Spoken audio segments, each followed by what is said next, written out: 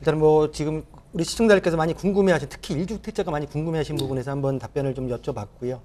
자, 우리 자연스럽게 이제 우리 송승현 대표께서 이제 세제에 대한 얘기를 하셨어요. 최근에 이제 정부가 발표한 세제 개편안을 보면은 종부세 같은 경우에는 다주택자 중과를 없애고, 그리고 주택수 기준이 아닌 가액 기준으로 한다고 밝혔습니다. 자, 다주택자를 위한 감세 정책이라는 논란까지 있고요.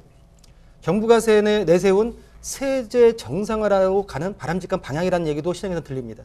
이 내용에 대해서 어떤 내용들이 지금 나왔는지 우리 평론가께서 한번 짚어주시죠. 네, 일단 뭐 시장에서 요구했던 바가 이제 정부의 세제 개편안에 좀 들어가 있었다라고 생각을 해보게 됩니다. 대표적인 게 이런 기존 주택수에서 이제는 가액 기준으로 바뀌었다라는 거, 시장에서 계속적으로 요구했던 부분이었거든요.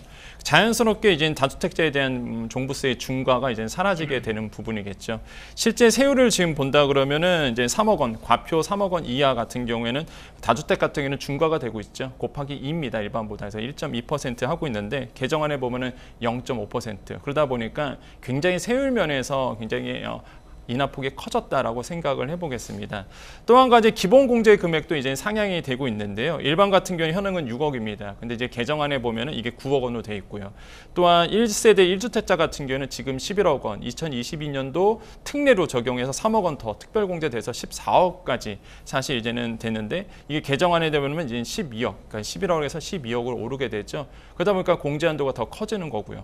실제적으로 이렇게 종부세 같은 경우가 많이 변했습니다. 그래서 사실 이번에 나왔던 세제 개편안, 뭐 종부세뿐만 아니라 전체적으로 봐도 일단 정부안을 본다 그러면 어차피 국회에서 개정 사항이기 때문에 논의가 한번 돼야 되거든요. 그런 것을 감안해서 굉장히 그러니까 과감하게 사실 이번에 정부안이 나왔다고 좀 평가를 해보겠고, 대표적인 게 저는 이제 종부세에 대한 이런 세제 개편안이 굉장히 과감하게 정부안이 발표됐다. 과연 뭐 국회에서 어떻게 논의될지는 지켜보셔야 되겠지만은 큰 폭에서 변화가 일어나게 되고 부동산 시장에 저는 미치는 영향은 상당히 클 거다. 라고 심적인 부분에서 영향을 크게 미치거든요. 특히 다주택자 중심으로. 그래서 이런 부분에 조금 굉장히 영향이 줄 거다라고 생각을 해보겠습니다.